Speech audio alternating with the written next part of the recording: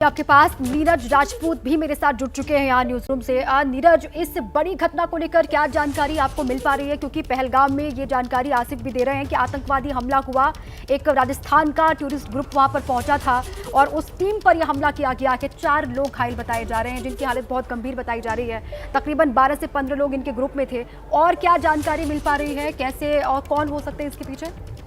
देखिए, हम लोग जानते हैं कि पिछले 1-2 साल में जो कश्मीर घाटी है वहाँ पर जो आतंकियों की जगह टूरिस्ट बहुत ज़्यादा हम लोगों की प्रेजेंस देख रहे हैं। बहुत बड़ी मात्रा में पर्यटक जो आ रहे थे, उससे कहीं ना कहीं पाकिस्तान को इस बात का ये आशंका है कि आखिरकार कश्मीर में इस तरह से शांति क्यों आई है। और हम पिछले कुछ दिनों में देख रहे थे लगातार पाकिस्तान के जो आतंकी संगठन है, चाहे जैश हो, जैश ए मोहम्मद हो, लश्कर तैयबा, रावलकोट में POK से सटे एरिया में ही वहाँ पर 2 दिन पहले ही जलसा किया लश्कर तैयबा ने। और उन्होंने इस बात के लिए वहाँ पर तकरीर दी थी कि हम कश्मीर में जो जिहाद की बात वो करते हैं, एक बार फिर से उन्होंने इस बात को घोषणा की थी, अनाउंस किया था कि हम लोग वहाँ पर जिहाद एक बार फिर से शुरुआत करेंगे। तो अगर ऐसे में अगर ये हमला होता है, पहलगाम में होता है, क्योंकि पहलगाम ये मानकर चलिए कि अगर कश्मीर में सबसे ज़्यादा अगर टूरिस्ट कहीं आते हैं श्रीनगर और गुलमर्ग के बाद, तो पहलगाम ही वो जगह है जहाँ पर सबसे ज़्यादा टूरिस्ट वहाँ पर आते हैं। तो ऐसे में अगर टूरिस्ट के ऊपर अगर हमला किया जाता है तो ज़रूर इसका असर जो है, जो टूरिस्ट का जो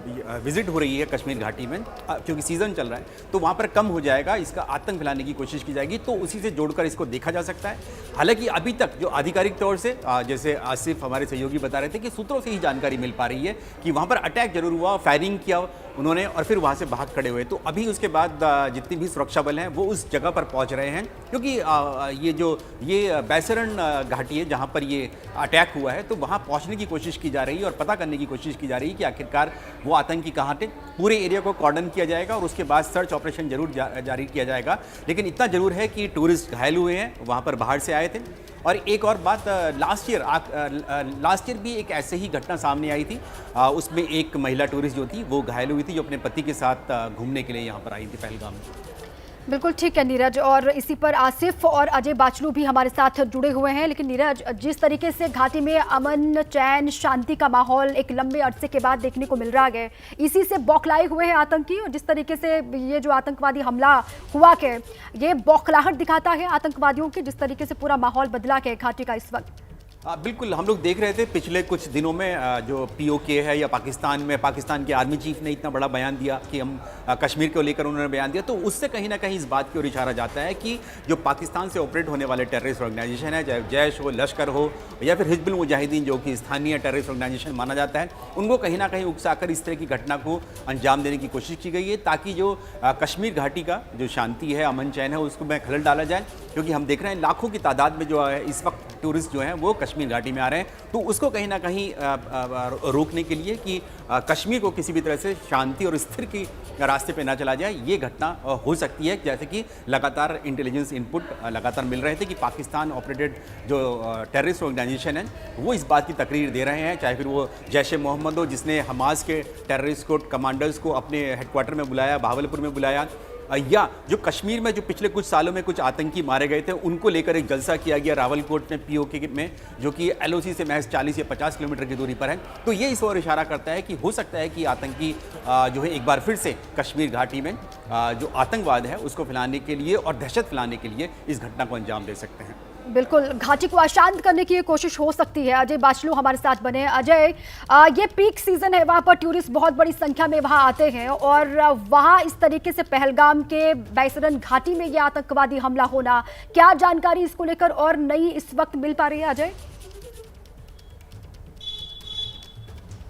देखिए, ये एक टूरिस्ट का ग्रुप था जो वहाँ उस घाटी में घूमने के लिए गया था और कश्मीर के IGP ने अभी कंफर्म किया है कि इस फायरिंग में 4 लोग घायल हुए हैं। घायलों का उपचार के लिए वहाँ से ले जाया गया है, लेकिन अभी तक जो बड़ी खबर ये आ रही है कि इस फायरिंग में 4 लोग घायल हुए हैं। और दूसरा सवाल आपका, जहाँ तक टूरिस्ट की बात करूं तो जम्मू कश्मीर में करोड़ों की संख्या में इस समय टूरिस्ट आ रहे हैं, क्या वो जम्मू हो, क्या वो श्रीनगर हो। और श्रीनगर की सबसे फेवरेट टूरिस्ट डेस्टिनेशन जो है वो पहलगाम है। और पहलगाम को टारगेट करना कहीं ना कहीं, जैसा आपने कहा, कि आतंकियों की बौखलाहट है। देखिए, लगातार धारा 370 हटने के बाद से जम्मू कश्मीर जिस तरह से शांति और प्रगति के पथ पर है, जिस तरह से यहाँ शांति हो रही है, इस शांति को अशांत करने की पाकिस्तान न केवल कश्मीर में बल्कि कि जम्मू में भी कोशिश कर रहा है। लगातार हाल के दिनों में आपने देखा कि किस तरह से जम्मू के अलग अलग जिलों में लगातार एनकाउंटर हुए। अभी भी अगर मैं जम्मू की बात करूं तो यहां पर सर्च ऑपरेशंस अलग अलग जगह चल रहे हैं। तो ऐसे में उस स्थान को टारगेट करना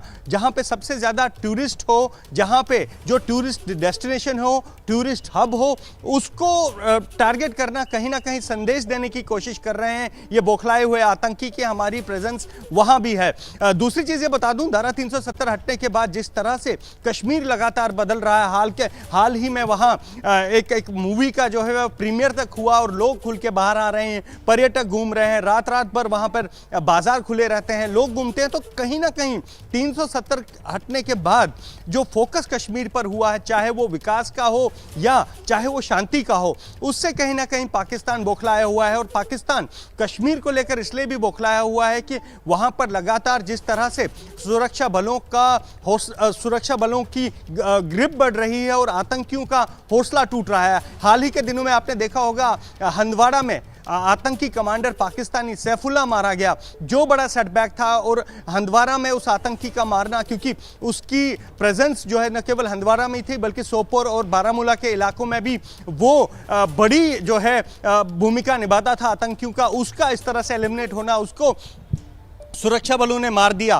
तो कहीं ना कहीं जो आतंकी कमांडर्स हैं वो कम हो रहे हैं। पाकिस्तान जो रिक्रूट कर रहा था युवाओं को, कश्मीरी युवाओं को आतंक की भट्टी में झोंकने के लिए, वो नहीं हो रहा। वहाँ का युवा जो है आज की तारीख में पेन को प्रेफर कर रहा है, पत्थर नहीं उठा रहा। वहाँ पर शांति आ रही है, लोग जा रहे हैं। तो कहीं ना कहीं पाकिस्तान की बौखलाहट है। सुरक्षा बलों के लिए भी ये एक अच्छा संदेश है कि वहाँ जिस तरह से लोकल रिक्रूटमेंट जीरो हो रही है और चुन चुन के जिस तरह से सुरक्षा बल वहां आतंकियों को मार रहा है, आतंकी कमांडर्स को एलिमिनेट कर रहा है। तो कहीं ना कहीं ये एक फ्रस्ट्रेशन है इन आतंकियों को मारा जो है। फ्रस्ट्रेशन ये दिखाता है कि अब वो उस जगह पर समझने वाली बात होगी, उस जगह को टारगेट कर रहे हैं जहां से कश्मीर की एक बड़ी इकॉनमी रन होती है। पहलगाम एक बहुत बड़ी इकॉनमी है कश्मीर के लिए। पहलगाम में होटल्स हो, चाहे वहां पे खेल हो, चाहे वहां छोटे छोटे दुकानदार हो, जो भी पहलगाम जाता है शॉपिंग करता है, और इस शॉपिंग से जो पैसा आता है वो कहां जाता है? वो एक आम कश्मीरी के पास जाता है। लेकिन अब वहां पर अटैक करना इन आतंकियों की बौखलाहट है। अजय, जैसे कि आप जानकारी भी दे रहे हैं कि प्रमुख पर्यटन स्थल के तौर पर पहलगाम की पहचान है, और वहां पर इस तरीके से वहां के इतने फेमस घाटी में, बाइसरन जो घाटी जिसका जिक्र हम कर रहे हैं, वहां पर बहुत बड़ी संख्या में पर्यटक हर साल पहुंचते हैं, इस सीजन में तो खास तौर से पहुंचते हैं। वहां पर इस तरीके से अगर आतंकवादी हमला होता है तो ये तो बहुत बड़ा चैलेंज है सुरक्षा बलों के लिए भी। अजय, देखिए, सुरक्षा बलों के लिए चैलेंज शुरू से रहा है। मिलिटेंसी कोई नया चैलेंज नहीं है। कश्मीर घाटी में आप देखिए लगातार ऑपरेशंस चल रहे हैं, चाहे वो जम्मू कश्मीर पुलिस हो, सेना हो, वहां पर ऑपरेशंस चल रहे हैं। पर इस तरह से उस घाटी को, बाइसरन घाटी को टारगेट करना जहां पर बहुत सारे टूरिस्ट जाते हैं, ये कहीं ना कहीं नई चुनौती होगी सुरक्षा बलों के लिए। क्योंकि आमतौर पर जो टूरिस्ट प्लेसेस हमने देखे हैं हाल के दिनों में, चाहे वो कश्मीर प्रॉपर कश्मीर सिटी हो या पहलगाम जैसे डेस्टिनेशंस हो जहां पर लोग जाते हैं, वहां पर ज़्यादा क्योंकि पुलिस का अमला नहीं रहता, क्योंकि जो पर्यटक आते हैं वो शांति से घूमते हैं। आप डल लेक को देख लीजिए, वहाँ शिकारे में लोग घूमते हैं, वहाँ शॉपिंग करते हैं। जो प्रेजेंस है पुलिस की वो या सुरक्षा बलों की, वो थोड़ी आपको कम दिखाई देगी ऐसे जगहों पर। लेकिन अब क्योंकि चैलेंज ये भी है कि 3 जुलाई से अमरनाथ यात्रा शुरू होनी है, और अमरनाथ यात्रा यही पहलगाम एक बेस स्टेशन है, और अगर वहां पर आतंकी इस तरह से अपनी प्रेजेंस दिखाते हैं तो ये कहीं ना कहीं चुनौती होगी सुरक्षा बलों के लिए उस इलाके को खंगालना,